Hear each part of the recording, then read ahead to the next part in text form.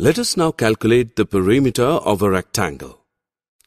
Rectangle is a four-sided geometric figure whose opposite sides are equal. Therefore, the perimeter of a rectangle is twice its length plus twice its breadth. We can rearrange a little and say that the perimeter of a rectangle is twice the sum of its length and breadth.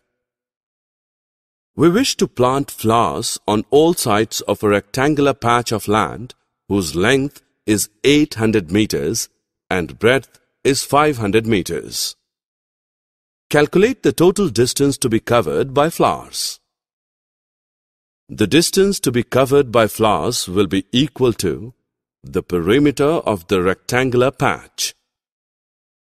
The perimeter of the rectangular patch is 2600 meters. Therefore, the total distance to be covered by flowers is 2600 meters.